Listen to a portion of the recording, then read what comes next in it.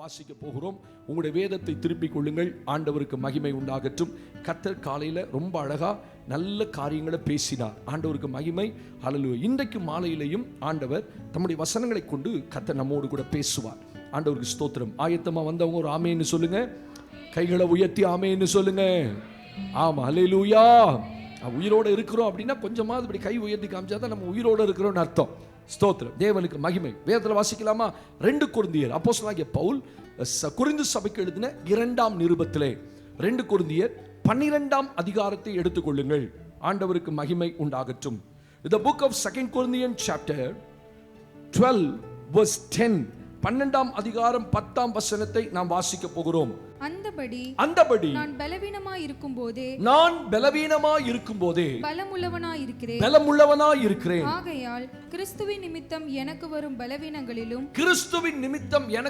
பலவீனங்களிலும் நிந்தைகளிலும் நெருக்கங்களிலும் துன்பங்களிலும் இடுக்கண்களிலும் நான் பிரியப்படுகிறேன். ஒரு ஆமென் சத்தமா சொல்லுங்க. அல்லேலூயா. கர்த்தருடைய பரிசுத்த நாமம் மகிமைப்படுவதாக. யூடியூப்ல பார்த்து கொண்டிருக்கிற கர்த்தருடைய பிள்ளைகளே, வார வார நல்ல செய்திகளை நீங்கள் கேட்கிறீர்கள். எங்களுடைய சேனலை தொடர்ந்து சப்ஸ்கிரைப் பண்ணுங்க, கமெண்ட் பண்ணுங்க. கர்த்தர் உங்களோடு பேசியிருந்த அந்த வார்த்தைகளை நீங்கள் தெரியப்படுத்துங்க. இந்த வாரத்திலும் நல்ல வார்த்தையை தேவன் நமக்கு வைத்திருக்கிறார். அப்போஸ்தலனாகிய பவுல் இந்த கொரிந்து சபைக்கு எழுதும்போது இந்த 12ஆம் அதிகாரம் 10ஆம் வசனத்திலே, அந்தபடி நான் பலவீனமாய் இருக்கும் போதே பலமுள்ளவனாய் இருக்கிறேன். பவுல் ஒரு காரியத்தை திருச்சபைக்கு தெரியப்படுத்துகிறார். எந்த மனுஷனாய் இருந்தாலும் அவனுக்குள்ளே சில பலவீனங்கள் இருக்கத்தான் செய்யும். அது ஊழியக்காரனாய் இருந்தாலும் சரி, பரிசுத்தவானாய் இருந்தாலும் சரி, அது எவ்வளவு பெரிய மகானாய் இருந்தாலும் சரி, அவருடைய வாழ்க்கையில சில பலவீனங்கள் இருக்கத்தான் செய்யும். ஆமென் சொல்லுங்க பாப்போம். ஹல்லேலூயா. இந்த சரீரம் மாம்சத்தில் இருக்கிற வரைக்கும் அதற்கு நோவு உண்டு என்று யோபு எழுதுகிறார். இந்த சரீரம் மாம்சத்தில் இருக்கு, நம்ம ஒன்றும் கல்லுல இல்லை. ஆனா அதனாலதான் அடிக்கடி என்ன வருது? நோய் வருகிறது, பலவீனம் வருகிறது, வியாதி வருகிறது. அப்ப இந்த சரீரம் மாம்சத்தில் இருக்கிற வரைக்கும் நமக்கு நோவு உண்டு என்று எழுதுகிறார். அப்ப அப்போஸ்தலனாகிய பவுல் தன் அனுபவத்தை எழுதும் போது கவனித்து பாருங்கள். என்ன எழுதுறாரு? நான் பலவீனமாய் இருக்கும் போதே பலமுள்ளவனாய் இருக்கிறேன். அப்ப அவருடைய சரீரத்தில் அநேக பலவீனங்கள் இருந்ததாக எழுதப்படுகிறது. ஆமென். நமக்கு பலவீனங்கள் வருகிறது. ஆமென். ஆமா, மனுஷருக்குள்ள அநேக பலவீனங்கள் வருகிறது. என்ன பலவீனம்? சில நேரத்துல சொல்லி முடிகிற பலவீனம், சில நேரத்துல சொல்ல முடியாத பலவீனம், ஒருவற்றை பகிர்ந்து கொள்ள முடியாத சில பலவீனங்கள். அப்போஸ்தலனாகிய பவுலுக்கு என்ன பலவீனம் சொல்றாரு? இந்த பலவீனம் என்னை விட்டு நீங்கும்படி நான் 3 முறை விண்ணப்பம் பண்ணினேன். ஸ்தோத்திரம். அது என்ன பலவீனம் எழுதல. ஒருவேளை வேதாகம வல்லுநர்கள் சொல்றாங்க அப்போஸ்தலனாகிய பவுலுக்கு கண்களிலே பலவீனம் இருந்தது. நல்ல கண் பார்வையோ, கண்கள்ல வலியோ, அல்லது கண்கள்ல புரையோ, ஏதோ ஒரு வியாதி, கண்கள் சம்பந்தப்பட்ட ஒரு வியாதி இருக்கலாம். ஏன்னா கலாத்திய திருச்சபைக்கு பவுல் எழுதும் போது, நீங்கள் உங்கள் கண்களை பிடுங்கி எனக்கு கொடுக்க கூடுமானால் கொடுத்து விடுவீர்கள் என்று உங்களை அறிந்திருக்கிறேன். அந்த கலாத்திய திருச்சபையில அப்போஸ்தலனாகிய பவுலை நேசித்த ஒரு கூட்டம் இருந்தது. அந்த விசுவாசிகள் என்ன செய்யறாங்க? கண்கள் உங்களுக்கு கொடுக்க, ஏன்னா அன்னைக்கு கண்ணை பிடுங்கி வைக்கிற டெக்னிக் இல்லை, டெக்னாலஜி இல்லை. இன்னைக்குன்னு சொன்னா நம்ம கண்ணை தானம் பண்ணலாம், ஆனா அன்னைக்கு கண்களை தானம் பண்ண முடியாது, எடுத்து வைக்க முடியாது. அப்ப பவுல் சொல்றாரு, 3 முறை நான் கர்த்தரிடத்தில் வேண்டினேன். ஆமென். ஒரு பலவீனத்துக்காக நம்ம 3000 முறை ஜெபம் பண்றோம். எழுந்தா உட்கார்ந்தா படுத்தா, ஆண்டவரே என்ன பாருங்க, என்ன பாருங்க, என்ன பாருங்க, சுகர் இருக்கு, பிபி இருக்கு, கால் வீங்கி இருக்கு, கிட்னி சட்னி ஆயிடுச்சு, ஆண்டவரே எத்தனையோ பலவீனத்துக்காக ராத்திரி முழுவதும் ஜெபம் பண்றோம். ஆனா பவுல் சொல்றாரு 3 முறை தான் ஜெபம் பண்ணேன். ஆமென் சொல்லுங்க. இந்த பலவீனம் என்னை விட்டு நீங்கும்படி 3 முறை கர்த்தரிடத்தில் வேண்டிக் கொண்டேன். கர்த்தர் உடனே பலவீனத்தை எடுத்துட்டு போட்டாரா? சொல்ல, என் கிருபை உனக்கு போதும், உன் பலவீனத்துல என் பலன் பூரணமா விளங்கும். கைகளை உயர்த்தி ஒரு ஆமென் சொல்லுங்க. அல்லேலூயா. அப்ப எல்லா மனுஷருக்குள்ளேயும் பலவீனங்கள் உண்டு. அந்த பலவீனத்திலே கிறிஸ்துவுடைய பலன் நமக்கு வருகிறது. ஏன் இந்த பலவீனம் வருகிறது? அதை தான் பவுல் எழுதுறாரு. கிறிஸ்துவின் நிமித்தம் இந்த பலவீனம் எனக்கு வருகிறது. பாருங்க அந்த வசனத்துல 10ஆம் வசனம் நடுப்பகுதி பாருங்க. கிறிஸ்து ஆகையால் கிறிஸ்துவின் நிமித்தம் எனக்கு வரும் பலவீனம். அப்ப கர்த்தருடைய பிள்ளைகளுக்கு ஏன் பலவீனம் வருது? நீங்க கிறிஸ்துவை ஆராதிக்கிறனால, கிறிஸ்துவை பின்பற்றுகிறதுனால, கிறிஸ்துவை தரித்திருக்கிறனால உங்களுக்கு நிறைய பலவீனம் வரும். உலக மனுஷனுக்கு பலவீனம் வராது. அவன் எந்திரிப்பான், போவான், குடிப்பான், வெறிப்பான். ஸ்தோத்திரம். எத்தனையோ வருஷம் குடிச்சுக்கிட்டே இருக்கான், நல்லா தான் இருக்கான். ஆமென் சொல்லுங்க. ஆனா நம்ம ஒண்ணுமே குடிக்கல, வெறிக்கல, பயப்படுறோம். சிகரெட் குடிக்கல, பீடி குடிக்கல, ஒன்றும் செய்யல, நம்மளை காத்துக்கிறோம். ஆனால் நமக்கு நிறைய பலவீனம் வருது. இந்த ரகசியம் நமக்கு புரிய மாட்டேங்குது. ஹல்லேலூயா. வண்டி ஓட்ட முடியல, கை கால் வலிக்குது, கை நடுங்குது. ஏன் ஆண்டவரே, ஏன் ஆண்டவரே? நீங்க கிறிஸ்துவுக்குள் இருப்பதினால், அதான் எழுதுறாரு, கிறிஸ்துவின் நிமித்தம் எனக்கு வரும் பலவீனம். ஒரு ஆமென் சொல்லுங்க. என்னென்ன வருது? பலவீனம், நிந்தை, நெருக்கம், துன்பம், இடுக்கண். ஸ்தோத்திரம். எத்தனை பாருங்க, ஒரு மனுஷன் கிறிஸ்தவனா இருக்கிறனால எத்தனை பலவீனங்கள் நம்ம சரீரத்தில். உங்களுக்கே இவ்வளவு பலவீனம் இருந்தா எனக்கு சொல்லியே முடியாது. ஆமென் சொல்லுங்க. அத்தனை பலவீனங்களின் சரீரத்தில் இருக்கும். ஸ்தோத்திரம். எத்தனை அற்புதங்கள் நடக்கும்போது, பிசாசுகள் ஓடும்போது என் சரீரம் அப்படியே முறிச்சு போட்டது போல இருக்கும். துணியை கசக்கினா எப்படி இருக்கும் அப்படி இருக்கும். அப்படியே சரீரம் அடிச்சு போட்ட மாதிரி இருக்கும் சில நேரத்தில். ஏன்னா கர்த்தருடைய வல்லமை நம்ம சரீரத்தை புறப்பட்டு போகும்போது, ஸ்தோத்திரம், அப்படித்தான் நடக்கும். ஆனா ஒன்று, ஒரு குட் நியூஸ் என்னன்னா, நீங்க எவ்வளவு பலவீனமா இருந்தாலும் கிறிஸ்துவுடைய பலன் உங்க மேல இருக்கும். அல்லேலூயா. அதனாலதான் அவர் சொல்றாரு, கிறிஸ்துவின் நிமித்தம் எனக்கு வெறும் பலவீனங்களிலேயே நான் என்ன பண்றேன்? ஸ்தோத்திரம். 10ஆம் வசனம் முடிக்கும் போது பிரியப்படுகிறேன். 9ஆம் வசனத்தில் அவர் எழுதுகிறார், கர்த்தருக்கு ஸ்தோத்திரம், நான் சந்தோஷப்படுகிறேன், ஆண்டவருக்கு மகிமை உண்டாகட்டும். அப்ப நமக்கு அநேக பலவீனங்கள் இருக்கிறது, ஆனாலும் கிறிஸ்துவின் பலன் நம்மை நிரப்புகிறது. ஆமென். ஆவிக்குரிய வாழ்க்கையில சில பலவீனங்களை நமக்குள்ள அனுமதிக்க கூடாது. பவுல் அந்த பலவீனத்தை எடுக்க பார்க்கிறார், போராடுறாரு. இந்த பலவீனம் என்னை விட்டு நீங்கும்படி. நம்ம வாழ்க்கையில பலவீனம் நிறைய இருக்கும். அதை எடுக்கிறதுக்கு நம்ம என்ன விதத்துல நாம முயற்சி எடுக்கிறோம். ஸ்தோத்திரம். ஆவிக்குரிய வாழ்க்கையில நிறைய பலவீனங்கள் இருக்குது. இந்த பலவீனங்களை நம்ம வாழ்க்கையில அனுமதிச்சா அது நம்ம ஆவிக்குரிய வாழ்க்கையை ஒன்றுமில்லாமல் போய்விடப்படும். அப்ப என்ன விதமான பலவீனங்கள் நமக்குள்ள இருக்கிறது, அதை எப்படி மேற்கொள்ளணும்? வாசிக்கலாமா என்னோடு கூட? கர்த்தருக்கு மகிமை உண்டாகட்டும். ஹல்லேலூயா. நான் பலவீனனா இருக்கும் போதே பலமுள்ளவனா இருக்கிறேன். ஆனா சில பலவீனங்கள் நம்ம வாழ்க்கையில அனுமதிக்க கூடாது, தங்க விடக்கூடாது. வாசிக்கலாம். ரோமர்கள் நிருபத்திலே 4ஆம் அதிகாரத்திலே 19ஆம் வசனத்தை என்னோடு கூட நீங்கள் வாசியுங்கள். ரோமர்கள் நிருபம், ஹல்லேலூயா, 4ஆம் அதிகாரம் 19ஆம் வசனத்தை எடுத்துக்கொள்ளுங்கள். அப்போஸ்தலர் நடவடிக்கைகள் அடுத்த புஸ்தகம் ரோமர்கள் நிருபத்திலே 4ஆம் அதிகாரத்திலே ஆண்டவருக்கு மகிமை. 212ஆம் பக்கத்தில், 32ஆம் பக்கத்தில் இருக்கு நினைக்கிறேன். 12ஆம் பக்கம், 212ஆம் பக்கத்தில் ரோமர்கள் நிருபம் 4ஆம் அதிகாரம் 19ஆம் வசனம் வாசிக்கலாமா? அவன் விசுவாசத்திலே பலவீனமா இருக்கவில்லை. அவன் ஏறக்குறைய 100 வயது உள்ளவனாய் இருக்கும்போது தன் சரீரம் செத்து போனதையும் சாராளுடைய கர்ப்பம் செத்து போனதையும் எண்ணாதிருந்தான். ரோமர்கள் நிருபத்தில் அப்போஸ்தலனாகிய பவுல் இந்த ரோம திருச்சபைக்கு எழுதும் போது ஒரு மனுஷன் எதுல பலவீனமா இருக்கக்கூடாது. ஆமென். ஆவிக்குரிய வாழ்க்கையில சில காரியத்துல நமக்குள்ள பலவீனங்களை அனுமதிக்க கூடாது. அல்லேலூயா சொல்லுங்க பாப்போம். அல்லேலூயா. இன்னைக்கு செய்தியினுடைய தலைப்பே பலவீனமானதை பலப்படுத்துவோம்.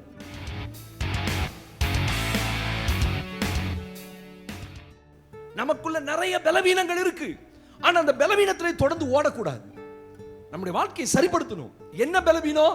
அவன் விசுவாசத்தில் பலவீனமாய் இருக்கவில்லை. ஒரு மனுஷன் நிறைய பலவீனம் இருக்கும், ஆனா விசுவாசத்துல பலவீனம் இருக்கக்கூடாது. நமக்கெல்லாம் என்ன பேரு? விசுவாசின்னு பேரு. ஆண்டவர் அழகான பேர் கொடுத்திருக்காரு. கர்த்தரை விசுவாசிக்கிறனால, இயேசுவை விசுவாசிக்கிறனால நமக்கு எல்லாருக்கும் விசுவாசின்னு பேரு. ஆனா இந்த விசுவாசிக்கு இப்ப விசுவாசமே இல்லை. விசுவாசம் இருக்கு, ஆனா பலவீனமான விசுவாசம். இந்த பலவீனமான விசுவாசத்தை கொண்டு ஆண்டவர் ஒரு அற்புதத்தை செய்ய முடியாது.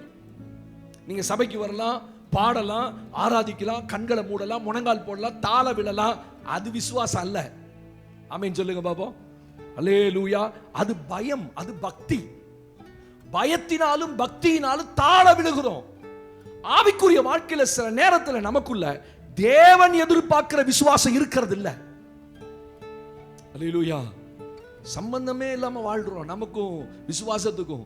வேதம் சொல்லுது, அவன் விசுவாசத்தில் பலவீனமா இருக்கவில்லை. யாரை பத்தி சொல்றாரு? ஆபிரகாமை பத்தி சொல்றாரு ஆண்டவர். அப்போஸ்தலனாகிய பவுல் ஆதியாகமத்தில் நடந்த ஒரு சம்பவத்தை, ஆதியாகமத்தில் நடந்த ஆபிரகாமை குறித்து சொல்லுகிறார். அவன் விசுவாசத்தில் பலவீனமா இருக்கவில்லை. அப்ப அவன் விசுவாசத்துல பலவீனமா இருந்தான்னு சொல்லப்பட்டிருக்கு. ஆபிரகாம் ஒன்னும் பெரிய விசுவாசத்துல தகப்பன்னு நம்ம சொல்றோம், ஆனா ஆரம்ப கால வாழ்க்கை ஆபிரகாமுக்கு விசுவாசத்துல நிறைவுள்ள வாழ்க்கை அல்ல. ஆதியாகமம் 18:1 வாசிக்க வேண்டாம். ஆபிரகாம் மம்ரே சமபூமியில கூடாரத்தின் வாசல்ல உஷ்ண வேளையில உட்கார்ந்துருக்கார். மத்தியானம் நல்லா பயங்கரமான டென்ட் அடிச்சு அந்த கூடாரத்துல வாசல்ல உட்கார்ந்துருக்கார். நம்ம மாடி வீட்டுக்குள்ள உட்கார்ந்துருக்கும் போது நமக்கு வேர்க்குது இல்ல, இப்பெல்லாம் வெயில் தாங்கிறது, இன்னைக்கு பயங்கரமான சூடு. ஸ்தோத்திரம். அப்ப அன்றைக்கு அந்த கூடாரங்களை அடிச்சுதான் குடியிருந்தாங்க. ஆபிரகாம் அந்த கூடார வாசல்ல உஷ்ண வேலை, மத்தியான வேலையில நல்ல வெயில் அடிக்குது, வாசல்ல உட்கார்ந்துருக்கார். வெறுத்து போய், உஷ்ணம் என்பது ஆவிக்குரிய வாழ்க்கையை வெறுத்து போய் உட்கார்ந்துருக்கிறது.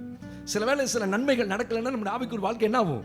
வெறுப்பு வந்துடுது. என்னதான் வந்து பாடினாலும் ஆடினாலும் டான்ஸ் ஆடினாலும் ஸ்தோத்திரம், ஓ எங்கள் ஆண்டவர் பெரியவர் ஆடினாலும் சில நேரத்தில் சில விரக்தி நமக்குள்ள இருக்கு, சில ஏமாற்றங்கள் நமக்குள்ள இருக்கு, சில தோல்விகள் நமக்குள்ள இருக்கு. அது என்ன செய்து நம்மளால ஆண்டவரை விசுவாசிக்க விட மாட்டேங்குது. ஆபிரகாமுக்கு 75 வயசுல கத்த சொன்னார், நான் உனக்கு பிள்ளையை தருவேன். 100 வயசாயிடுச்சு. இப்ப அந்த கூடாரத்தில் குடியிருக்கிறாரு. அவருக்குள்ள ஒரு வெறுமை வந்துருச்சு. இனி நமக்கு பிள்ளை பெற்று நமக்கு அப்படி யோசித்து உட்கார்ந்துருப்பான்னு நினைக்கிறேன். நீங்க என்னைக்கு தேவனுடைய வார்த்தையை சந்தேகப்பட்டு விசுவாசி அவிசுவாசம் உட்கார்ந்துருக்கீங்களோ கர்த்தர் உங்களை தேடி வருவார். ஆமென் சொல்லுங்க பாப்போம். அல்லேலூயா. பல கேள்விகளோடு இருக்கிற மனுஷனை தான் கர்த்தர் தேடி வருவார். கிதியோனை பாருங்க, கேள்விகளோடு இருந்தா கர்த்தர் தேடி வந்தார். வாழ்க்கையில் ஆவிக்குரிய வாழ்க்கையில் எந்த கேள்வியுமே இல்லை, முறுமுறுத்துக்கிட்டே உட்கார்ந்து இருந்தோம்னா பிசாசு தான் வருவான். கர்த்தர் உங்களை தேடி வர மாட்டார்.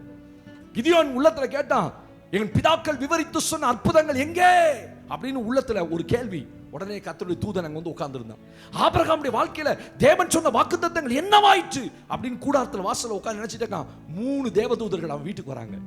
உடனே ஆபிரகாம் ஓடி போய் மந்தையிலிருந்து ஆடுகளை எடுத்துக்கொண்டு வந்து நல்ல அப்பம் சுட்டு ஆடுகளை அடிச்சு, ஸ்தோத்திரம் அல்லேலூயா சொல்லுங்க பாப்போம், நல்ல சாப்பாடு ஆபிரகாமுக்கு போடுறாரு. ஆபிரகாம் போட்டு 3 தூதர்களும் நல்லா சாப்பிட்டாங்க.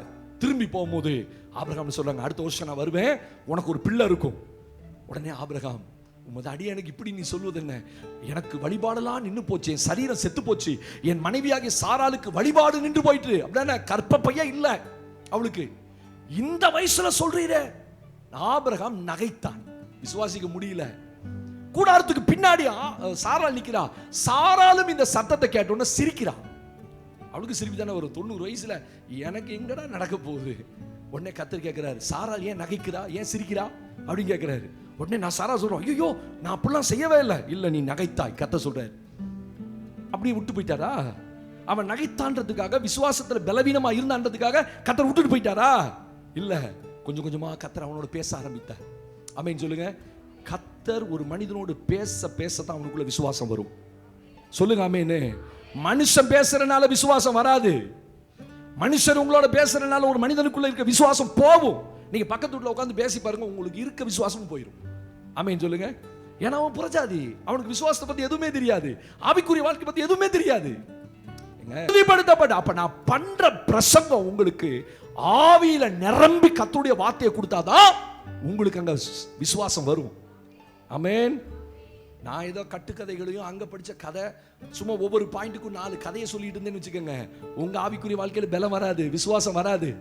கர்த்தருடைய வசனத்தை ஆழமா பிரசங்கம் பண்ணணும். ஆமென். நல்ல கவனிங்க, மனுஷனுடைய ஞானத்தில் அல்ல.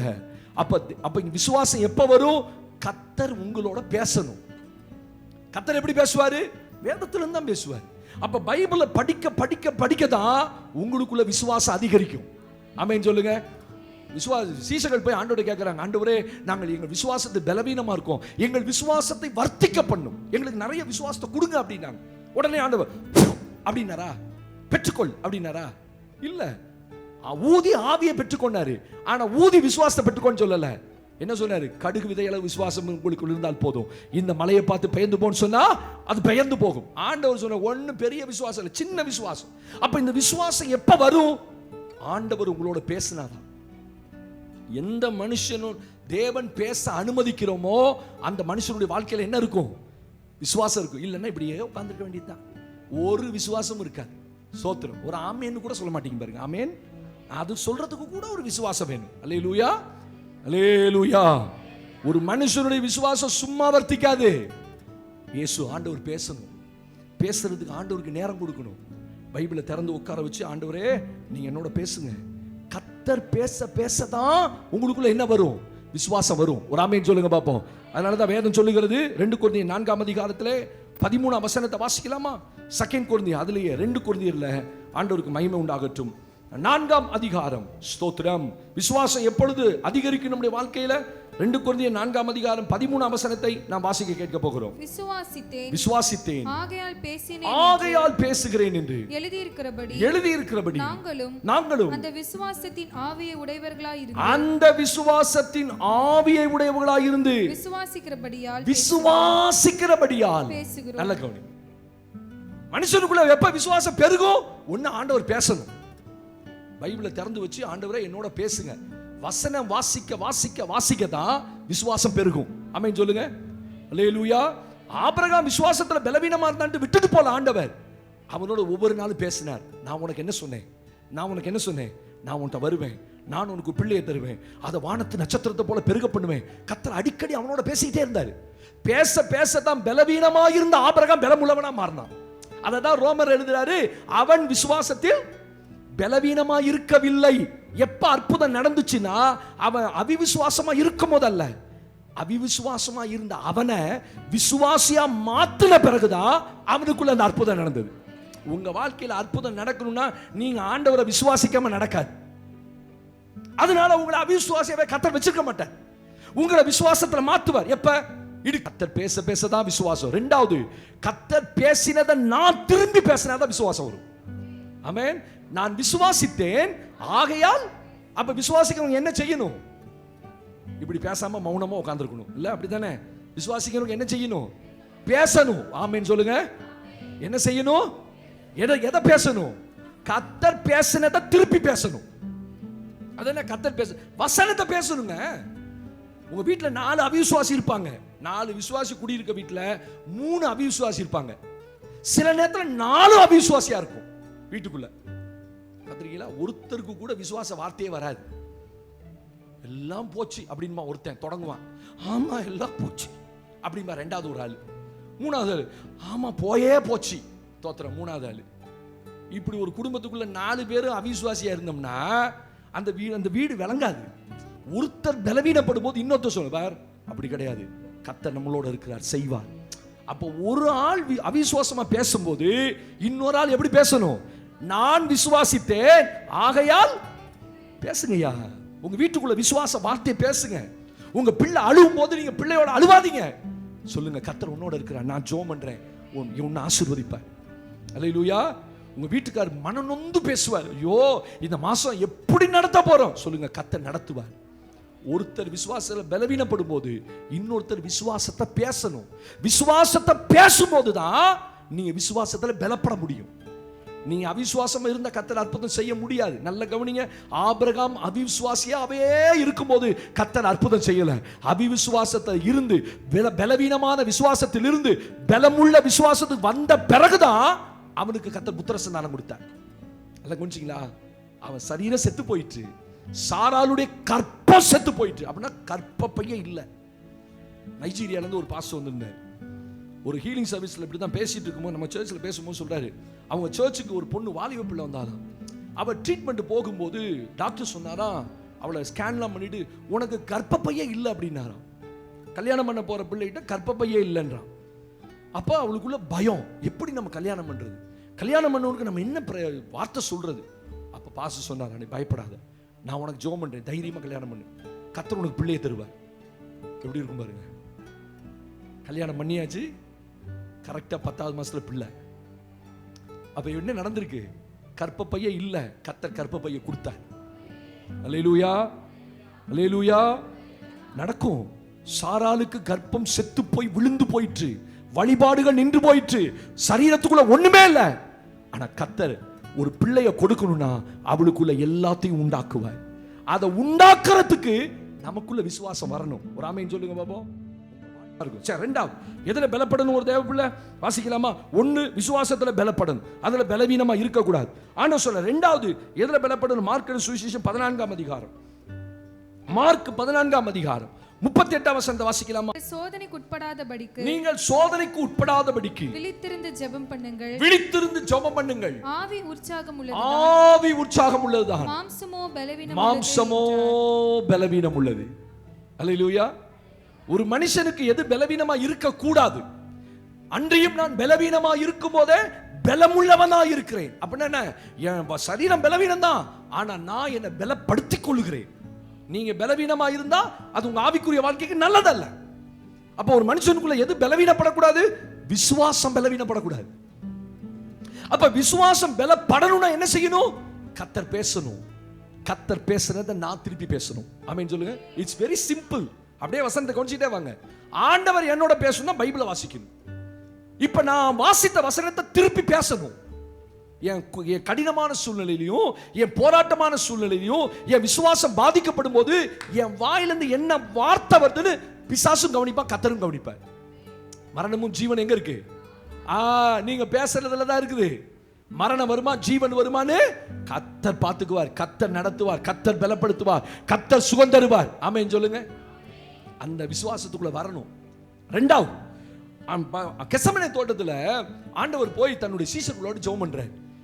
மரிக்கிறதுக்கு முன்னாடி ஆண்டவர் அந்த சிலுவை பாடுகளுக்கு போகிறதுக்கு முன்னாடி அவர் கடைசியா போன தோட்டம் கெத்செமனே தோட்டம். அந்த கெத்செமனே தோட்டத்தில் ஆண்டவர் 12 பேரை கூட்டு போய் ஜெபிக்கிறார். ஒரு 3 பேர் தன்னோட இருந்த அந்த யாக்கோபு, பேதுரு, யோவான், இந்த 3 பேரை கூட்டிட்டு போய் திகிலடையவும் வியாகுலப்படவும் தொடங்கினார். ரொம்ப ஆத்ம பாரம், அந்த மரண வேதனை. ஆண்டவர் 3 பேரோட சொல்லி, நீங்கள் எல்லாரும் இங்க உட்கார்ந்து ஜெபம் பண்ணுங்க, நான் அந்த பக்கம் போய் ஜெபம் பண்ணிட்டு வரேன். ஆண்டவர் போய் ஜெபம் பண்ணிட்டு திரும்பி வராரு. எல்லாரும் நித்திரை மயக்கமா இருந்தார்கள். ஆண்டவர் சொன்னாரு, நீங்கள் சோதனைக்குட்படாதபடிக்கு விழித்திருந்து ஜெபம் பண்ணுங்க. ஆவி உற்சாகம் உள்ளதுதான், மாம்சமோ இப்ப பலவீனம் எங்க இருக்கு? வெரி குட், மாம்சத்துல இருக்கு.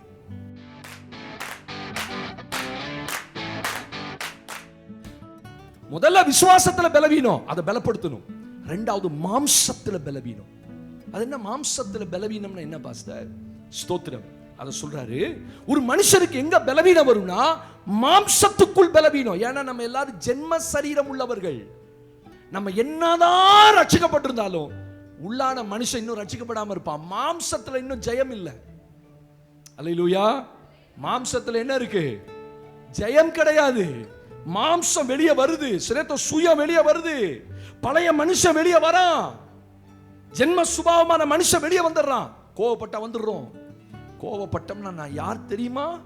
ஸ்தோத்திரம். இன்னும் யார் இருக்கிறா? அவனுக்குள்ள ஒரு பழைய மாம்சம் உள்ள மனுஷன் இருக்கிறான். அதனாலதான் பவுல் எழுதும்போது என்ன சொல்றாரு? நீங்கள் பழைய மனுஷனை களைந்து போட்டு தேவ சாயலாய் சிருஷ்டிக்கப்பட்ட புதிய மனிதனை தரித்துக் கொள்ளுங்கள். அப்ப ஆண்டவர் ஒரு மனிதனை சபையில வச்சு வார வாரம் அவனை மாற்றிக்கொண்டே இருக்கிறார். உங்க மாம்சத்தை மாத்துறார் அப்படின்னா உள்ள இருக்கிற மனுஷனை மாத்துறார். ஆமென் சொல்லுங்க. ஒரு வசனத்தை வாசிங்க என்னோடு கூட. ஆண்டவருக்கு மகிமை உண்டாகட்டும். ஹல்லேலூயா. 1 கொரிந்தியர் புத்தகத்தில் அப்போஸ்தலனாகிய பவுல் எழுதின ஹல்லேலூயா கொரிந்து புத்தகத்தில் 1 புத்தகத்தில் 3 அதிகாரத்தில் 2 வசனத்தை வாசிக்க கேட்க போகிறோம். ஆண்டவருக்கு மகிமை உண்டாகட்டும். திருப்பிட்டீங்களா? ஹல்லேலூயா. 1 கொரிந்தியர் 3 அதிகாரம் 2 வசனத்துல ஒரு வசனத்தை வாசிக்கலாம். நீங்கள் பலனில்லாதவர்களானதால் எழுதுறார் பாருங்க பவுல், நீங்கள் பலவீனர்களானபடியினால் உங்களுக்கு போஜனம் கொடாமல் பாலை குடிக்க கொடுத்தேன். இன்னமும் சொல்றார். அப்படின்னா இன்னும் இத்தனை வருஷம் சத்தியம் கேட்டு இத்தனை வருஷம் சபைக்கு வந்து இன்னமும் நீங்கள் மாம்சத்துக்குரியவர்களாய் இருக்கிறபடியால் இப்பொழுதும் உங்களுக்கு பலன் இல்லை. இப்பொழுது உங்களுக்கு ஏன் பலன் இல்ல? மாம்சத்துல பலன் இல்ல. ஏன்? அதனாலதான் அவர் சொல்றாரு, நீங்கள் பலன் இல்லாதவர்களானதால் உங்களுக்கு போஜனம் கொடாமல். ஒரு மனுஷன் பலவீனமா இருக்கிறான், அவனுக்கு சாலிட் ஃபுட் கொடுக்க முடியாது. நல்ல பிரியாணியை கொண்டு போய் கொடுத்தீங்கன்னா அவனால சாப்பிட முடியாது. அவனுக்கு கஞ்சி தான் கரைச்சு கொடுக்கணும், தயிர் சோறு தான் கரைச்சு கொடுக்கணும், மோர் சோறு தான் கரைச்சு வாயில ஊத்தி உண்ணும். ஏன்னா அவன் பலவீனமா இருக்கான், செரிக்க பலன் இல்லை. இப்போ உங்கள்ட்ட எல்லாம் பிரியாணியை தட்டு ஃபுல்லா கொடுத்தேன்னு வச்சுக்கோங்க, எப்படி இருக்கும்? ஒரே அடியில் உள்ள போயிடும். ஏன்னா கல்லையும் சாப்பிட்டு கரைக்கிற வயசு இது. ஆமென். ஆமா. ஆனா இதே ஒண்ணும் முடியாத ஒரு மனுஷன் கரைச்சு வாயில ஊத்துற மனுஷனுக்கு பிரியாணியை கரைச்சு ஊத்தி விட்டா எப்படி இருக்கும்? அது போகாது. அதனால சொல்ல, நீங்கள் பலவீனர்களானபடினால் உங்களுக்கு போஜனம் கொடாமல் பாலை குடிக்க கொடுத்தேன். நல்ல கவனிங்க.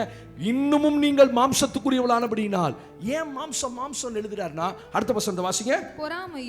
பொறாமையும் வாக்குவாதமும் பேதகங்களும் உங்களுக்குள் இருக்கிறபடியால் நீங்கள் மாம்சத்துக்குரியவர்களாய் இருந்து. எதை மாம்சம் சொல்றாரு? நீங்கள் பொறாமை உள்ளவர்களும் வாக்குவாதம் பண்றவனும் பேதகம் அப்படின்னா பிரிவினைகள். சபைக்குள்ள இருக்கிற ஆட்கள்கிட்ட என்ன இருக்குது?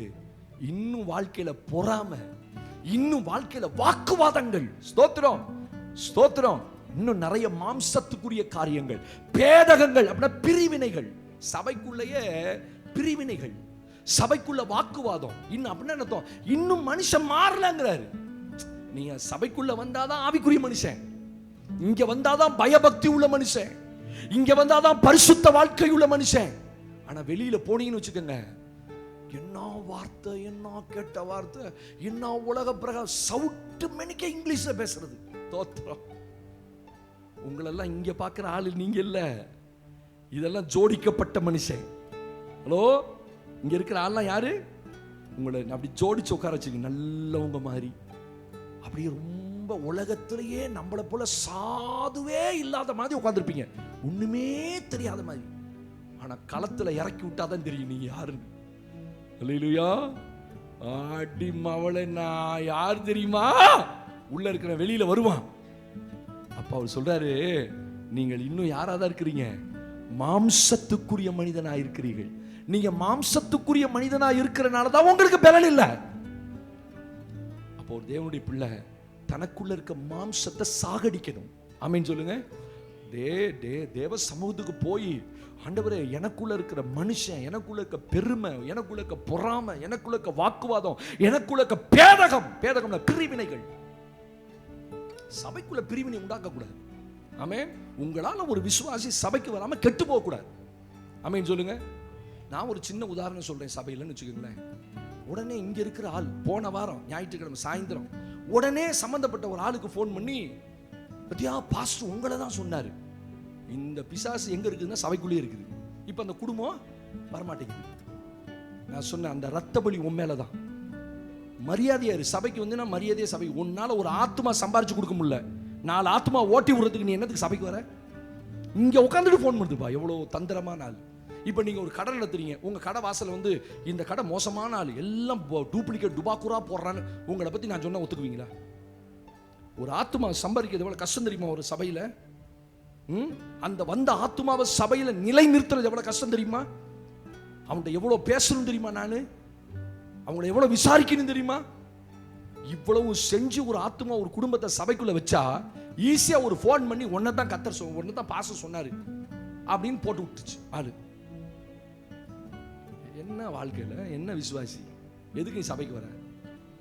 உன்னால ஒரு ஆத்மாவும் சம்பாதிக்க முடியாது, உன்னால சபைக்கும் பிரயோஜனம் இல்லை, ஒரு காணிக்க ஒரு தசமாக ஒன்றும் கிடையாது. இங்க உட்காந்துட்டு உடனே போன் பண்ணி இன்னொரு ஆளுக்கு ஒன்னதான் கத்தல் ஒன்னதான் பாச சொன்னார். யாரும் தெரியும், சரி போய் தொலை, உன்னுடைய சாபம் உன் மேல. சபையை கெடுத்தா தேவன் அவனை கெடுப்பார்னு பைபிள் சொல்லு. உன் குடும்பத்தை கத்தர் கெடுத்துருவார். அதை மட்டும் ஞாபகம் வச்சுக்கோங்க.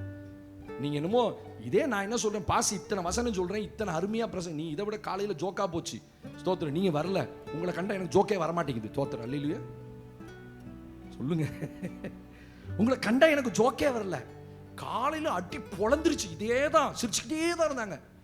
அதான் சொன்ன, ஆவியானவர் இங்க இருக்கிற ரிசீவரை பொறுத்து தான். நீங்க எப்படி ரிசீவ் பண்ணீங்களோ அதை பொறுத்து தான் என் பிரசங்கம் வரும். அல்லேலூயா சொல்லுங்க. நீங்க சிரிக்கிறதுக்காக நான் சிரிக்க முடியல, என்னால சிரிக்கவே முடியல. ஸ்தோத்திரம். அல்லேலூயா. சபைக்குள்ள வந்தா ஒரு குடும்பத்துக்கு ஆசீர்வாதமா இருங்க. அல்லேலூயா. சபைக்கும் பிரயோஜனம் இல்லை, இருக்கிற ஆளையும் ஓட்டிட்டு உட்கார்ந்தா கத்தர் உன்னை விடுவாரா? உன்னை நியாயம் விசாரிப்பாரா இல்லையா? அப்ப சபைக்குள்ள பிரிவினைகளும் பேதகங்களும் பொறாமைகளும் இன்னும் பழைய மனுஷன் சாகல. அதனாலதான் இன்னும் நம்ம பலப்படாம இருக்கிறோம். கத்தர் நம்மளை கொண்டு ஆசீர்வாதமா பயன்படுத்த மாட்டேங்கிறாரு. உள்ள இருக்கிற மனுஷன் சாகணும். ஆமென் சொல்லுங்க. பெருமையும் வாக்குவாதங்களும் பொறாமைகளும் சண்டையும் சச்சரவும் பேதகங்களும் பிரிவினைகள் இதெல்லாம் ஒரு மனுஷனுக்குள்ள சாக அடிக்கணும். அடிச்சுக்கிட்டே இருக்கணும். சிலுவையில் ஆணி அடிச்சுக்கிட்டே இருக்கு. ஆமாண்டவர், எனக்குள்ள ஒரு மனுஷன் தேவையில்லாம எரிச்சல் ஆகலாம், தேவையில்லாம கோபம் வருது, தேவை. அதை பத்தி என்னைக்கா கவலைப்பட்டிருக்கீங்களா? என்ன டென்ஷன் ஆக்காத அப்படிம்போம், பார்த்துருக்கீங்களா? மற்றவெல்லாம் டென்ஷன் ஆக்குறா, இவங்க மட்டும் தான் ரொம்ப டென்ஷன். நான் சொன்னேன், 4 பேரும் டென்ஷன் அணி வச்சுக்க வீட்டில் முடிஞ்சது வீடே. நம்மால் சொல்லுவோம், என்ன டென்ஷன் ஆக்குன நான் வேற மாதிரி ஆயிடுவேன். இதுதான் பழைய மனுஷன். இந்த பழைய மனுஷனை தான் என்ன செய்யணும்? சிலுவையில் ஆணி அடிக்கணும். அதுக்கு தான் ஜெபம் தான் உங்களை பழைய மனுஷனை மாற்றும். முதல்ல கர்த்தர் உங்களோட பேசினா உங்க விசுவாசம் பலப்படும். இந்த 2வது உள்ள இருக்கிற பழைய மனுஷன் சாகணும்னா நான் தேவ சமூகத்துக்கு போகணும், கர்த்தருடைய சமூகத்துக்கு நிக்கணும். ஒருத்தன் சொன்னேன், டேய் எப்படா ஜெபம் பண்ற? பாஸ்டர் ரொம்ப ஆசை பாஸ்டர், 3 மணிக்கெல்லாம் காலையில் எந்திரிக்கணும். நான் சொன்னேன், மவனே குன்னே போடுவேன், நீ இந்த 3 மணிக்கு எந்திரிக்கணும்னு சொல்ற வேலையெல்லாம் விட்டுடு. நீ எத்தனை மணிக்கு எந்திரிப்ப? 7 மணிக்கு எந்திரிப்ப. 7 மணிக்கு எந்திரிக்க 3 மணிக்கு எந்திரிக்க ஆசைப்படலாமா? ஏங்க ஒரு நியாயம் வேணாம். 5 மணிக்கு எந்திரிக்கிறோம் நியாயப்பட்டு 3 மணிக்கு எந்திரிக்கணும்னு சொன்னா நான் ஜெபம் பண்ணுவேன். ஜெபம் பண்ணுங்க பாஸ்டர், நான் 3 மணிக்கு எந்திரிக்கணும். நான் சொன்னேன், உன் வாழ்க்கை ஃபுல்லா எந்திரிக்க முடியாது. முதல்ல நீ 6 மணிக்கு எந்திரி. 7 மணிக்கு எந்திரிக்க முதல்ல 6 மணிக்கு எந்திரிக்க பழகு. அதான் பாஸ்டர் முடியல. நான் சொன்னேன், உன் வாழ்க்கையில 3 மணிக்கு எந்திரிக்கவே மாட்டேன். இல்ல நானும் ஜெபம் பண்ணணும்னு நான் ரொம்ப ஆசையா இருக்கிறேன். நீ ஆசைப்படுறதுனால ஒன்றும் நடக்க போறது இல்லை. முதல்ல 6 மணிக்கு எந்திரி, அப்புறம் 5 மணிக்கு எந்திரி, அப்புறம் 4 மணிக்கு எந்திரி. நான் சொன்னேன், 3 மணிக்கெல்லாம் எந்திரிச்சு முனிவன் ஆயிராத, ரொம்ப ஜெபம் பண்ணிடாத. நீ ரொம்ப முனிவனா மாற வேண்டாம், எனக்கு 5 மணிக்கு எந்திரி, அது போதும். இன்னைக்கு இந்த ஜெப வாழ்க்கை யாருக்கு இல்லைல்ல? உங்களை மாத்துறதே ஜெபந்தான். ஆமென் சொல்லுங்க. ஜெபத்தை என்னைக்கு நீங்க நிறுத்துறீங்களோ உங்க உள்ள இருக்கிற மனுஷன் வளர்ந்துருவான். எரிச்சலாவே இருப்பான், யாரையோ குறிச்சு கோபம், யாரையோ எப்பகள் எதை கேட்டாலும் முயி முயி முயி முயின்கிட்டே இருப்பான். வீட்டுக்குள்ள கொஞ்சம் கொஞ்சம் கொஞ்சம் கொஞ்சம் எங்க ஏன் தான் எங்க அம்மா இப்படி எரிஞ்சு விழுவுதோம்பா, ஏன் தான் என் முன்னாடி இப்படி எரிஞ்சு விழுவுறாள், ஏன்னா உள்ள யார் இருக்கிறா? எரிச்சல் ஊட்டுக்கிற ஆவி இருக்குது, கோபம் ஊட்டுக்கிற ஆவி இருக்குது. இதை எடுத்து சிலுவையில் ஆணி அடிச்சாதான் உள்ள இருக்கிற மாம்ச மனுஷன், பழைய ஜென்ம சுபாவம் உள்ள மனிதன், அவனை சிலுவையில் அடிக்காம அவன் சாக மாட்டான். அதுக்கு தான் ஜெபம். ஹலோ, அதுக்கு தான் ஜெபம். பழைய மனுஷன் என்ன செய்யணும்? சாகணும். ஆமென் சொல்லுங்க. அல்லேலூயா. போமோ சொல்லிட்டே போங்க, நான் சாகணும், நான் சாகணும், நான் சாகணும். எவனா பார்த்து, ஏன் பிள்ளை ஏண்டி நீ சாகுற இந்த வயசுல அப்படிம்பா. ரொம்ப சத்தமாலாம் சொல்லாதீங்க, உங்களுக்குள்ளேயே சொல்லுங்க, நான் சாகணும், நான் சாகணும். ஆமென். அப்ப பலவீனம் எதனால வருது? மாம்சத்தில் உண்டான பலவீனம். அது உங்களை ஜெபிக்க விடாது, அது ஆண்டவருக்காக வாழ விடாது. பழைய மனுஷனை கொல்லணும், அது எந்திரிக்கும், உள்ளந்து எழும்புவான். அதனாலதான் நான் ஆகாதவனாய் போகாதபடிக்கு என் சரீரத்தை ஒடுக்கி கீழ்ப்படுத்துகிறேன். பவுல் சொல்றாரு, அப்பப்ப ஜெபத்துக்கு போ, அப்பப்ப உபவாசத்துல போ. அந்த பழைய மனுஷனை என்ன செய்யணும்? மேற்கொள்ளணும். மூன்றாவது, ஒரு மனுஷன், எந்த மனுஷன் பலவீனப்படக்கூடாது? கர்த்தருக்கு ஸ்தோத்திரம். வாசிக்கலாமா? லூக்கா சுவிசேஷம் 13ஆம் அதிகாரம் 12ஆம் வசனத்தை நாம் வாசிக்க போகிறோம். லூக்கா 13ஆம் அதிகாரம் 12ஆம் வசனம். இயேசு அவளை கண்டு தம்மிடத்தில் அழைத்து, ஸ்திரீயே, உன் பலவீனத்தினின்று விடுதலையாக்கப்பட்டாய் என்று சொல்லி அவள் மேல் தமது கைகளை வைத்தார். உடனே அவள் நிமிர்ந்து தேவனை மகிமைப்படுத்தினார். கவனிங்க, முதல்ல விசுவாசத்துல பலவீனம் வரக்கூடாது. ரெண்டாவது, மாம்சத்துல பலவீனம் வரக்கூடாது. மாம்ச பலவீனம்னா எது? பொறாமை, எரிச்சல், பேதகம், பிரிவினை, இதெல்லாம் ஒரு தேவ பிள்ளைக்குள்ள இருக்கக்கூடாது. அதுக்கு என்ன செய்யணும்? தேவ சமூகத்துக்கு போய் ஜெபம் பண்ணணும். ஆண்டவரே, என் பழைய மனுஷனை நான் சிலுவையில் ஆணி அடிக்கிறேன். மூன்றாவது, ஆவியில பலவீனம். ஒரு ஆண்டோடைய பிள்ளைக்கு எதுல பலவீனம் இருக்கக்கூடாது? ஆவிக்குரிய வாழ்க்கையில ஆவியில பலவீனம் இருக்கக்கூடாது.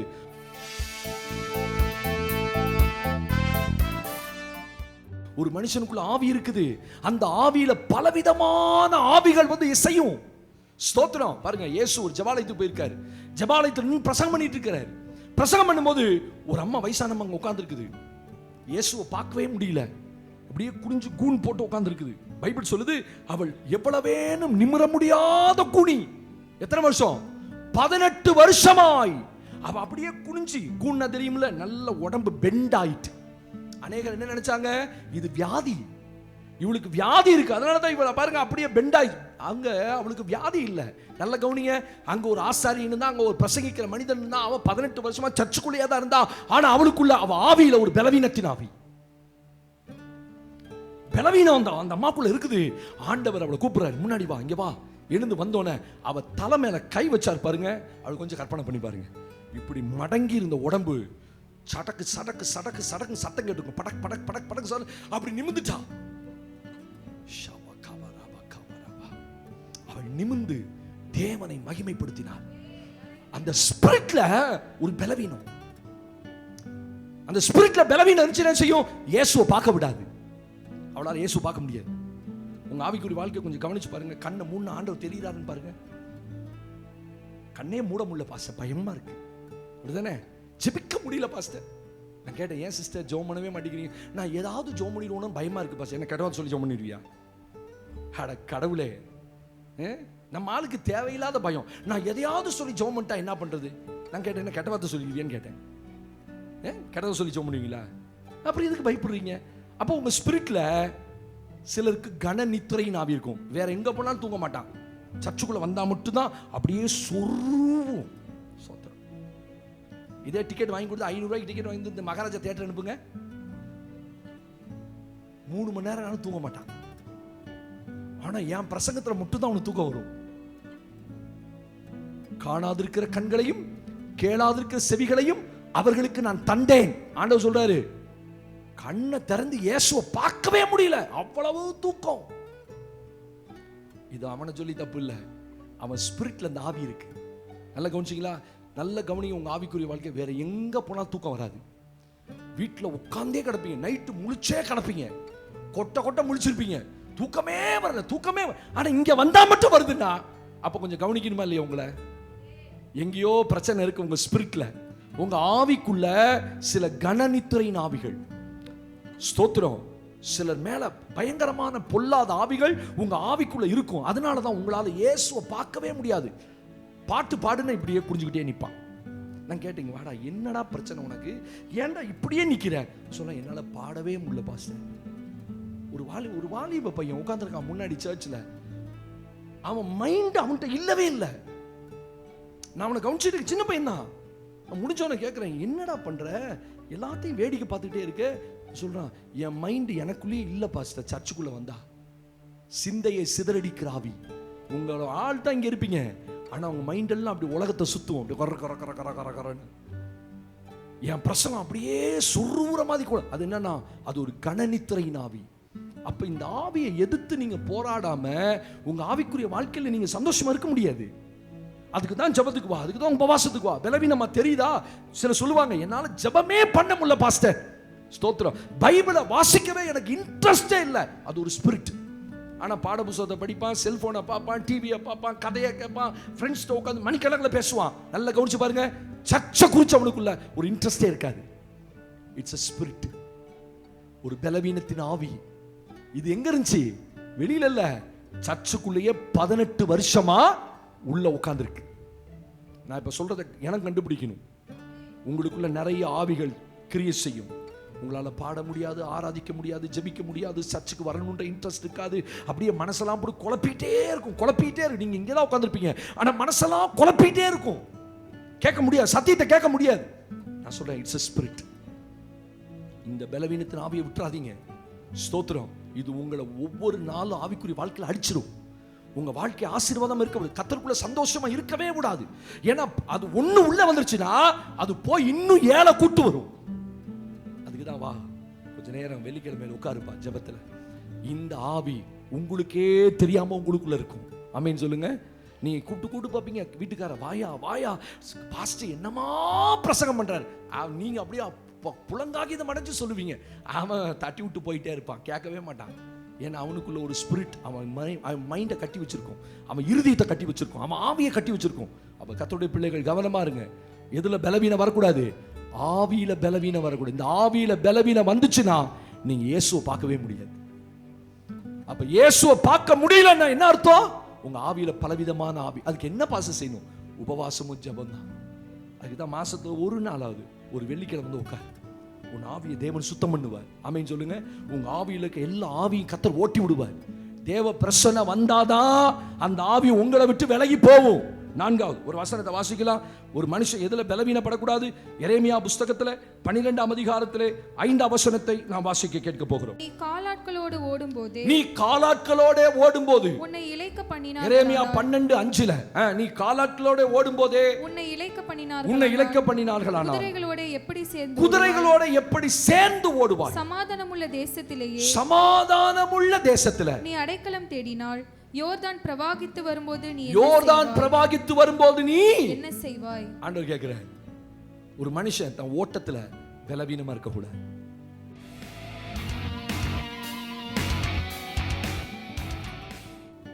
ஆவிக்குரிய ஓட்டம், ஒரு வாழ்க்கை வந்து ஒரு ஓட்டம். ஓட்ட பந்தயத்துக்கு இணையா சொல்லப்படுது. இந்த ஆவிக்குரிய வாழ்க்கை எதுக்கு இணையா சொல்லப்படுது? ஓட்ட பந்தயம். ஆமென் சொல்லுங்க. அவர் சொல்றாரு, நீ காலாட்களோடு ஓடும் போதே சோர்ந்து போவாயானால்.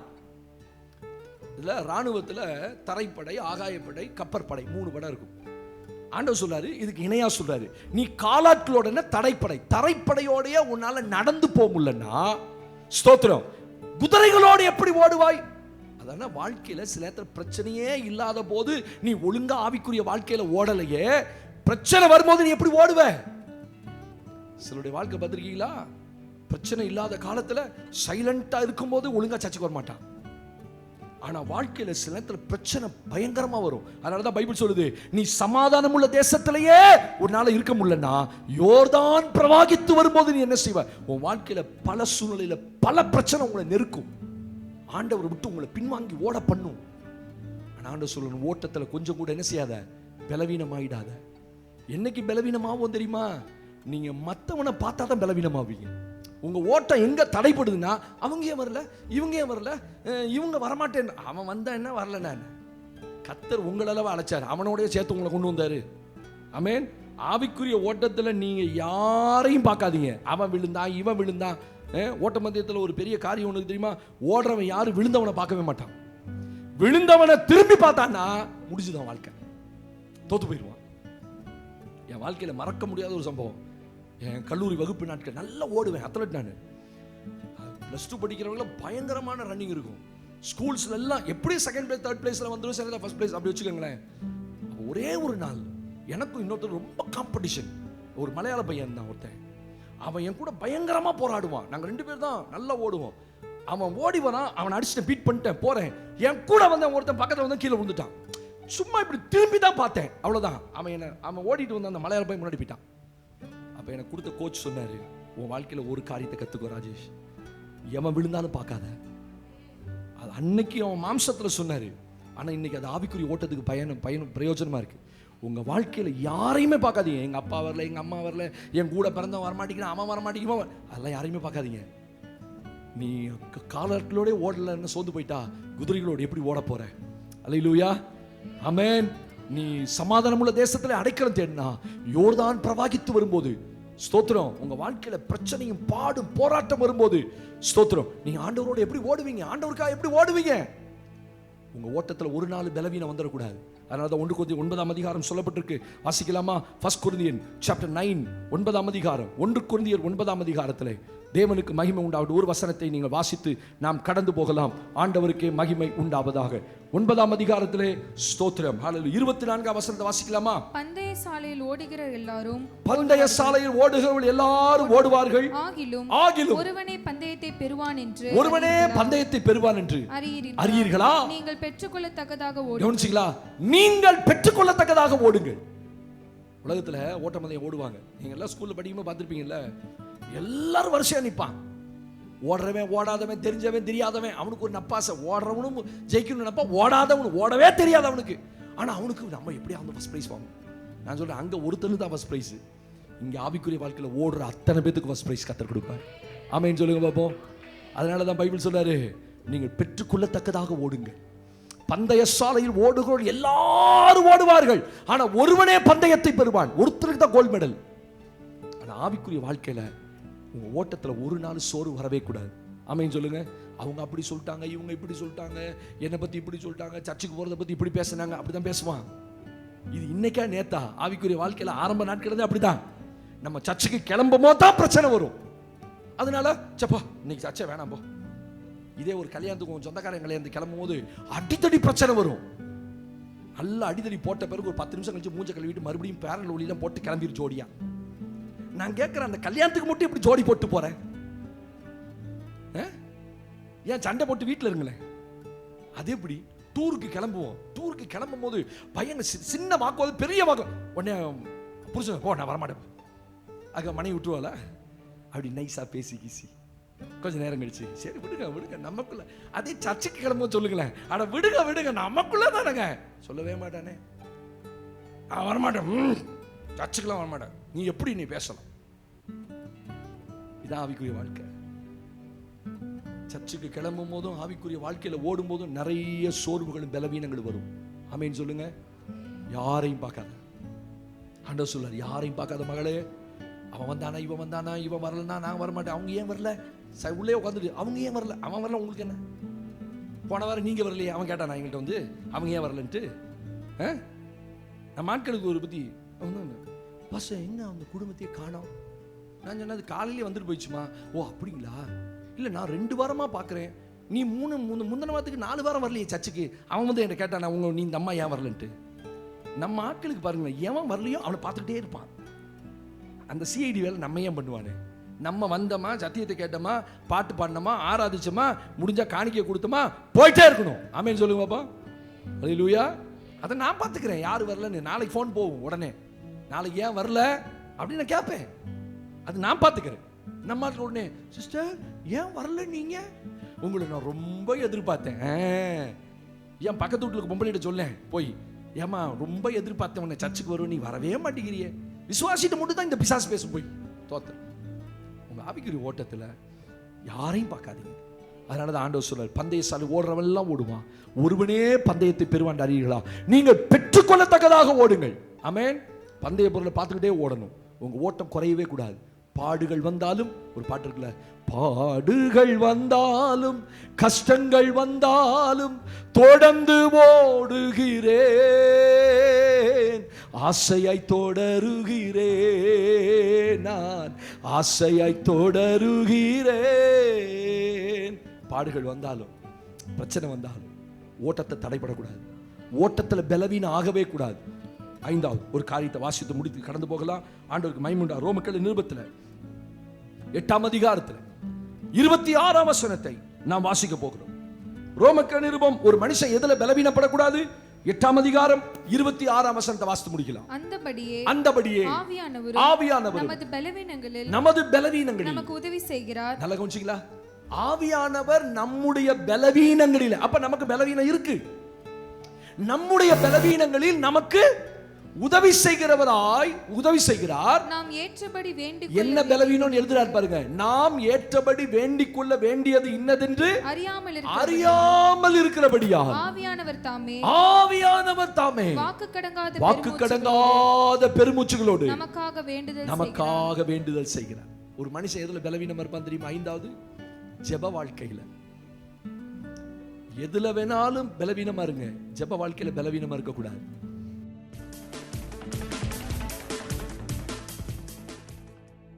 ஏன்னா பைபிள் இப்படிதான் சொல்லுது, அந்தபடி ஆவியானவர் நம்முடைய பலவீனங்களிலே உதவி செய்கிறார். அது என்ன பலவீனம்? நாம் ஏற்றபடி வேண்டிக் கொள்ள வேண்டியது இன்னதென்று அறியாதிருக்கிறபடினால்.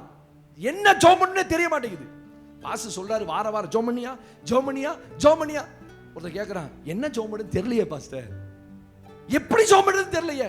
இத்தனை வருஷம் வர அது கூட தெரியல உனக்கு.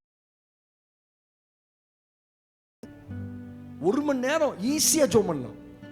அதுல 6 படிகள் இருக்கு. நான் சொல்லி கொடுத்த 6 ஸ்டெப்பை சொல்லி கொடுத்தாலே நீங்க ஈஸியா 1 மணி நேரம் ஜோம் பண்ணலாம். அல்லேலூயா. ஆமா, என்னால 10 நிமிஷம் கூட ஜோம் பண்ணவே முடியல பாஸ்டர் அப்படி சொல்றவங்க என்கிட்ட வாங்க, நான் சொல்லி தரேன் 1 மணி நேரம் ஜெபிப்பது எப்படி. அதனாலதான் ஆண்டவரே கைட்லைன் வச்சாரு, 1 மணி நேரமாவது நீங்கள் விழித்திருந்து ஜெபம் பண்ண கூடாதா? 1 மணி நேரம் ஜெபம் பண்றவங்கள ஒரு ஆமேன்னு சொல்லுங்க.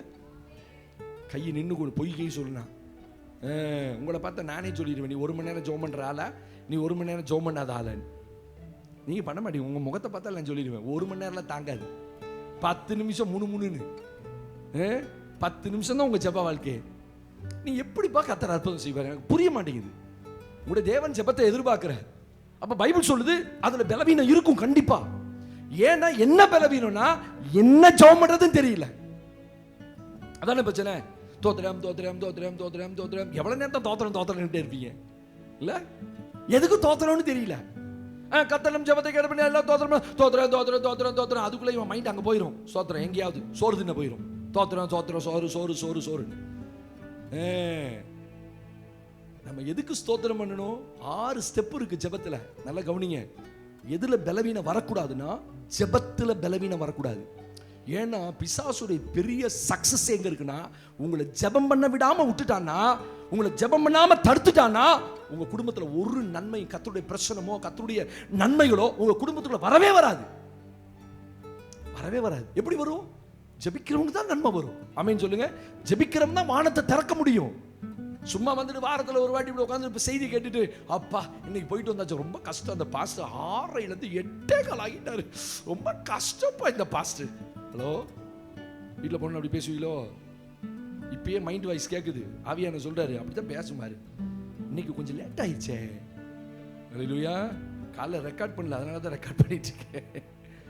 காலையில் 1.25 மணி நேரம் 1.5 மணி நேரம் செய்தி, இதே செய்தி 7 பாயிண்ட். இட்ஸ் பியூட்டிஃபுல்லாக இருந்தது. நீ எதில் பலவீனமாக இருக்கக்கூடாது.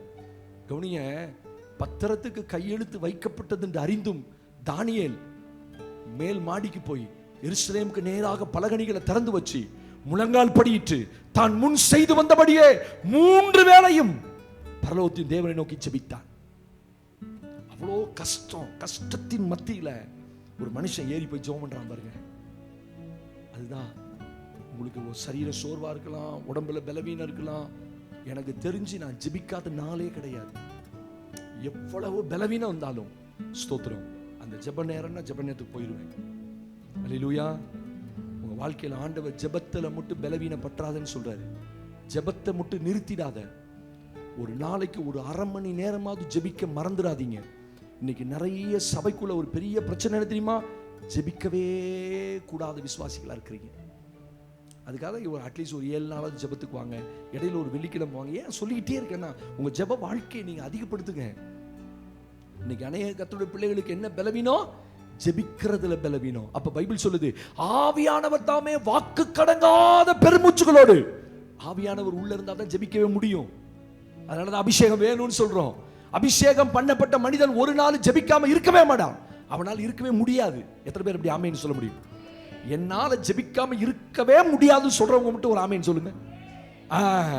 அதான் மற்றவங்களுக்கெல்லாம் ஜெபத்தை பத்தி கவலையே கிடையாது. இந்த வாரம் போய் இதை மூடி வச்சு ஆமேன் அல்லேலூயா அப்படின்னு உள்ள வச்சானா முடிஞ்சது. கொண்டு போய் எங்கேயாவது புஸ்தகம் சொறி வச்சிருவான். தோத்திரம் மேல இருந்தா படிச்சிருவான்ல, உள்ள கொண்டு போய் சொறி வச்சுட்டு அவ்வளவுதான். திருப்பி அடுத்த வாரம் வரும்போது அப்படி ஒரு ஸ்டாண்டு கொடுத்துருக்காரு. இந்த ஸ்டாண்டுக்குள்ள வச்சுக்கிட்டு வந்துருவான். வாங்க போலாம், சர்ச்சுக்கு போலாம். அவன் ஜெபமும் பண்ணியிருக்க மாட்டான், ஒரு தேவனுடைய முகத்தையும் பார்த்துருக்க மாட்டான், ஒரு வீட்டு ஜெபம் கூட பண்ணியிருக்க மாட்டான். கணவன் மனைவி பிள்ளைகள் என்னைக்கா உட்காந்து ஜெபம் பண்ணிக்க உங்க வீட்டில்? கணவன் மனைவி பிள்ளைகள் உட்காந்து வா ஜெபம் பண்ணலாம், நைட் வா சோர்த்துக்கலாம், வா ஒடியா ஒடியா ஒடியா அப்படி கூப்பிடுறோம்ல. 9 மணி ஆனா கூப்பிடுறீங்களா? ஏ சின்ன பையா, ஏ பெரிய பையா வாடா சாப்பிடலாம். சாப்பிட மட்டும் கூப்பிடுறீங்களே தாய்மாரு, வாடா ஜெபம் பண்ணிட்டு சாப்பிடலாம்னு சொன்னீங்களா? அந்த ஆவிக்குரிய ஒழுங்கு சில குடும்பங்கள் இருக்கு. நான் சந்தோஷப்படுறேன். ஒரு தாய் தான் வீட்டை ஜெபத்துல நடத்தணும். ஜெபிக்கிறதுக்கு முன்னாடி சாப்பாடு கொடுக்க மாட்டேன்னு சொல்லுங்க. ஐயோ பிள்ளை 9 மணி ஆச்சுன்னா பசிக்குமே அவளுக்கு அப்படின்னு நினைக்கிறவங்களுக்கு தேவன் என்னை எதிர்பார்ப்பாரு. ஜெபிக்காம எப்படி நான் சாப்பிடுறது இல்லையா? அப்படி சாப்பிட்டுட்டு உட்கார வச்சு ஜெபம் பண்ணுங்க. குடும்பங்கள் இன்னைக்கு ஜெபம் இல்லை. நான் சொல்றேன், அட்லீஸ்ட் ஒரு 1/2 மணி நேரம் ஆவியானவர் தான் அந்த பலவீனத்தில் உதவி செய்வார். ஆமென். நானும் பலவீனமானவன் தான், என் சரீரமும் பலவீனம் தான். நைட்டு 12 மணிக்கு தான் அந்த செய்தி எடுத்துட்டு நான் படுக்கிறேன். அப்பயும் கொஞ்சம் தான் எடுக்க முடிஞ்சது. காலையில் 4 மணிக்கு எந்திரிச்சிட்டேன். அந்த 4 மணி நேரம் தான் தேவனுடைய சமூகத்தில் நிற்கணும் இல்லை. நான் அங்கே 2 மணி நேரம் நிற்காம இங்கே வந்து எப்படி 3 மணி நேரம் நிற்கிறது? அப்போ தேவனுடைய பிரசன்னத்தை நான் சுமந்துட்டு வரணும். ஜெபிக்காம இந்த சபை நடத்தவே முடியாது. அப்போ கர்த்தருடைய பிரசன்னம் எனக்கு வேணும்னா உன் ஜெப வாழ்க்கையில நீ பலவீனமா இருக்காத. ஆமென் சொல்லுங்க. விட்டு விட்டு ஜெபம் பண்றது, 4 நாள் ஜெபம் பண்றது இல்ல, 5 நாள் கஷ்டம் வந்தா ஜெபம் பண்றது, பாடு வந்தா உடனே போய் ஜெபம் பண்றது, அப்படி இல்ல. அதிகாலையில் தேவ சமூகத்துக்கு முதல்ல போயிடணும். மனுஷனுடைய முகத்தை பார்க்கறதுக்கு முன்னாடி தேவனுடைய முகத்தை பார்ப்பதற்கு எந்திரிக்கணும். நான் இன்னைக்கு கர்த்தரை பார்க்காம என் வேலையை ஆரம்பிக்க மாட்டேன் அப்படி நீங்க சொன்னாதான் கர்த்தர் உங்க ஜெப வாழ்க்கையை ஆசீர்வதிப்பார். அப்படியே எழுந்துருங்க, ஜெபம் பண்ணலாம். நான் பலவீனமா இருக்கும் போதே பலமுள்ளவனா இருக்கிறேன் கர்த்தர் சொல்றார். அந்த பலவீனம் ஏன் தெரியுமா? கிறிஸ்துவின் நிமித்தம் வரும் பலவீனம். நீங்க கிறிஸ்துவின் சபைக்குள்ள இருக்கிறனால உங்களுக்கு பலவீனம், நிறைய பலவீனம் வரும். ஆனா கர்த்தர் சொல்ல, அந்த பலவீனத்தை நீ அப்படியே இருந்துடாத. பலவீனத்தை பலப்படுத்து. ஸ்தோத்திரம். விசுவாசத்துல பலவீனமா இருந்துடாத. தேவ பிள்ளையே, ஆபிரகாம் விசுவாசத்துல பலவீனமா இருந்த போது கர்த்தர் அற்புதம் செய்யல, அவனை பலப்படுத்தி தான் அற்புதம் செய்தார். இன்னைக்கு உங்க வாழ்க்கையில விசுவாசம் பலப்படணும்னா ஒன்று கர்த்தர் பேச அனுமதிக்கணும், இன்னொன்று நீங்க கர்த்தரை குறித்து பேசணும். ரெண்டாவது வேதம் சொல்லுகிறது, ஒரு தேவனுடைய மனுஷனுடைய வாழ்க்கையில எந்த பகுதியில நீங்க பலப்படணும்னு கர்த்தர் விரும்புறான்னா ஆவிக்குரிய வாழ்க்கையில நீங்க உங்க ஓட்டத்துல பலவீனம் ஆயிடக்கூடாது. தேவனுக்கு மகிமை உண்டாகட்டும். ஒரு தேவ பிள்ளை ஆவியில பலவீனப்படக்கூடாது, மாம்சத்துல பலவீனப்படக்கூடாது. ஆமென். வாக்குவாதமும் பொறாமையும் எரிச்சலும் ஒரு மனிதனுக்குள்ள இருக்க அனுமதிக்கவே கூடாது. அவ்வப்போது சுத்தம் பண்ணிக்கிட்டே இருக்கணும். கடைசியா நீ ஜெபத்துல பலவீனமா இருந்திராத. கர்த்தர் கொடுத்த நல்ல வார்த்தைகளுக்கான எல்லாரும் கர்த்தரை ஸ்தோத்திரம் பண்ணுவோம். ஸ்தோத்திரம், ஸ்தோத்திரம், ஸ்தோத்திரம்.